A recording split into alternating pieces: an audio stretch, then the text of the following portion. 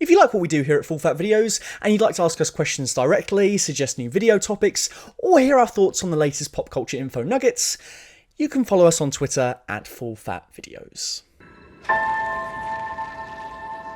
Who are you? I'm no one. It's hard to believe it's been almost 4 years since we were first introduced to the principal characters of the Disney sequel trilogy. For me, it's somehow even harder to believe that the final instalment came and went 9 months ago, like the tangy, bad fart in a stuffy room you're so desperate to make sure wafts away before your girlfriend's parents notice. It was a trilogy that started off so full of hope and promise, but then slowly but surely devolved into a mess of visions for what Star Wars is meant to be in the Disney era. And even though it is supposedly over, the hits just keep on coming, don't they? Josh Gad recently interviewed Daisy Ridley for Jimmy Kimmel, and some not so surprising behind the scenes factoids were dropped. Namely that the twist reveal of Rey's true heritage was a slapdash last minute addition that lacked any shred of creative conviction. And JJ pitched me the film and was like, oh yeah, Palpatine's granddaddy, and I was like, awesome. And then 2 weeks later he was like, oh, we're not sure. You should have trusted your gut, JJ. It's not 100% clear if the reshoot was to insert the Palpatine connection, but it seems likely as Gad talks about a massive spoiler he witnessed during additional photography. Clearly, it wasn't well thought out. At all. If Palpatine's your grandfather, who exactly is your grandmother in that scenario?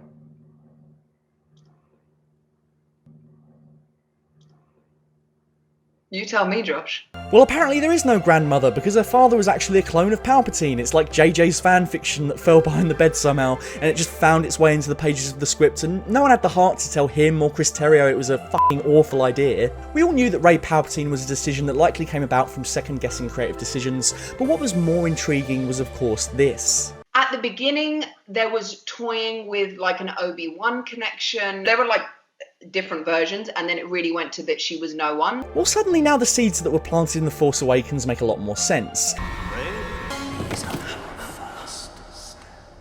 We heard both the late great Sir Alec Guinness and Daddy McGregor speak to Rey in her vision, which, coupled with all the ham-fisted references to Rey's unknown parentage... Where do you come from? Classified, really?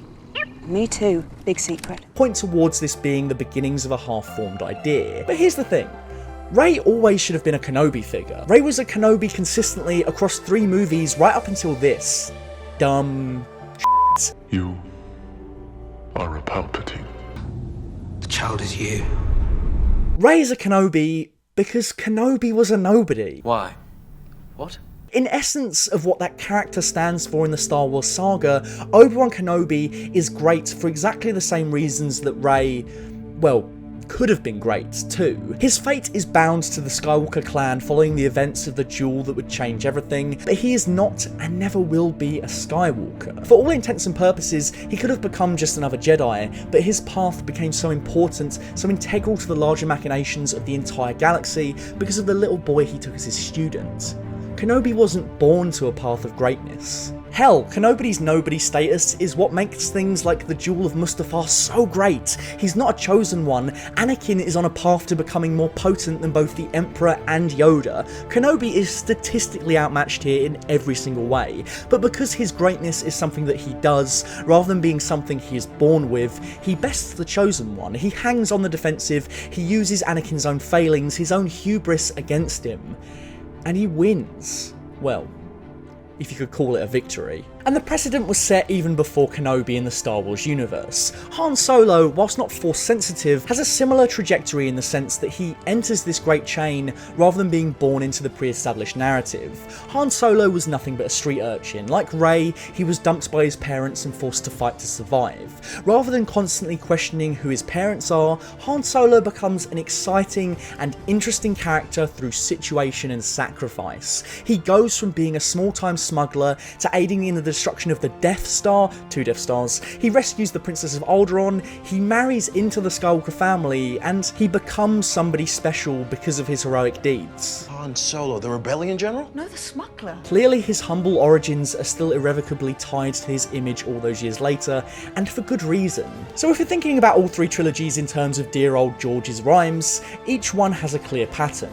There is a Skywalker, a person told that they will achieve great things from birth. Everyone around them is interested in them for their inherent natural aptitude with the Force. These lofty expectations often hinder rather than help their mental state. Sometimes it ends in tragedy.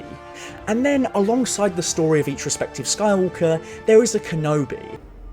Hello there. Not in a literal sense, but there is always someone that, on the flip side, does not come from greatness. They are not born with prestige, and no one is singing their praises, no one is expecting them to amount to anything earth-shattering. The only difference is that in the first two trilogies, these characters work together as a force for good. In the sequel trilogy, they start on opposite sides of the conflict. Always two there are. No more, no less.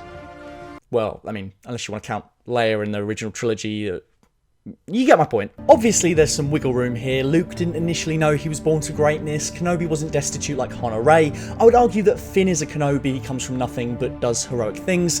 There are two Skywalkers in the OT, etc. But the broader point, that of a born great Skywalker and an everyman Kenobi, that applies across all three trilogies. The good Star Wars trilogies work as a cohesive whole when they strike a balance between telling the stories of the godly Force sensitives of noble birth as much as they do the scruffy smugglers without a penny to their name.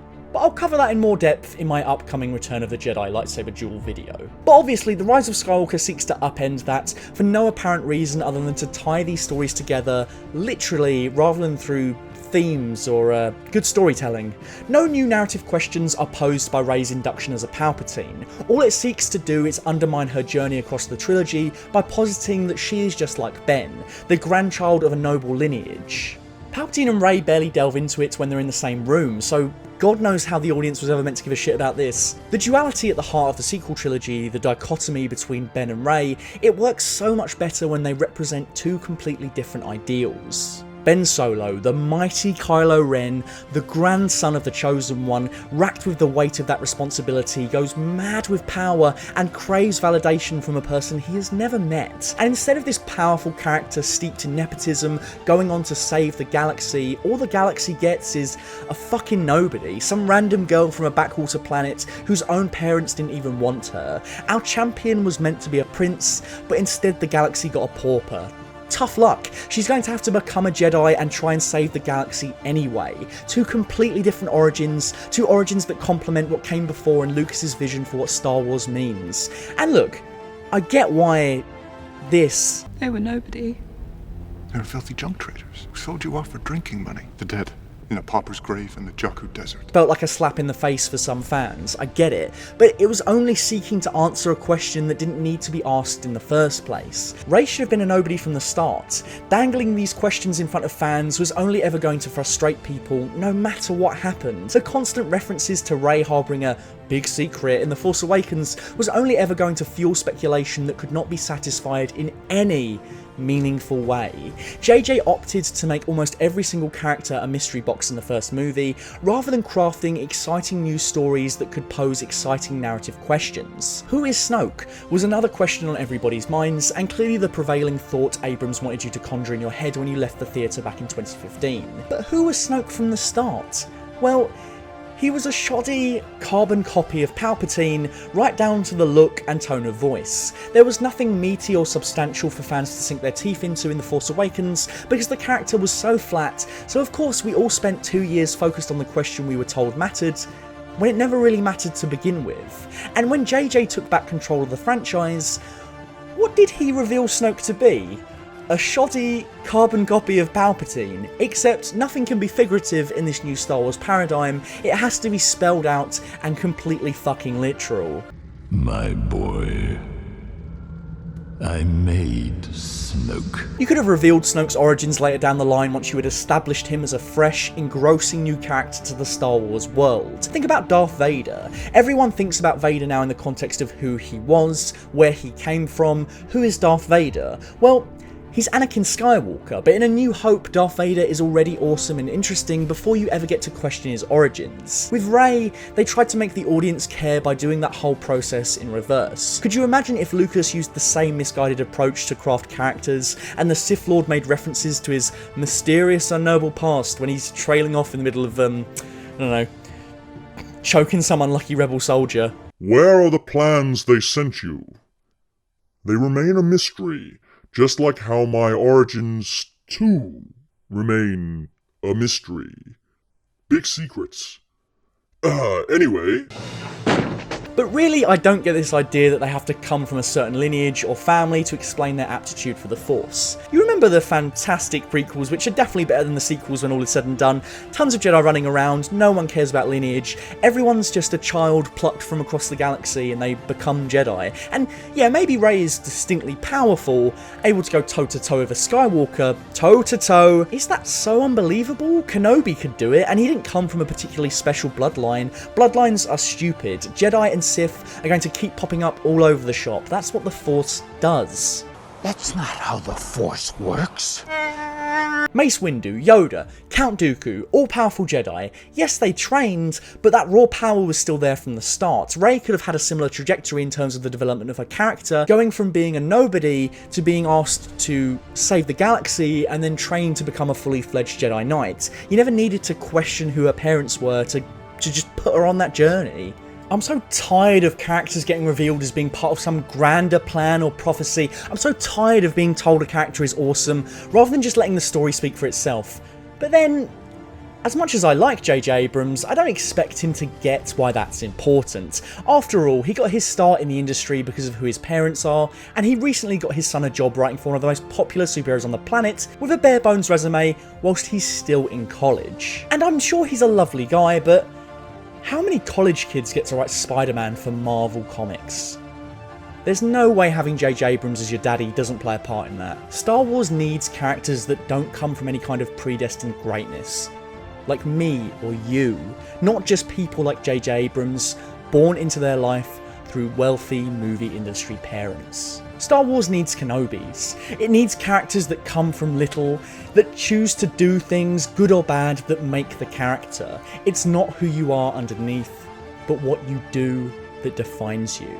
All I can say is, thank God for The Mandalorian. It didn't reveal our lead character was a Fett or something, it just created an entirely fresh, new character and gave us great stories. This is the way. This is the way.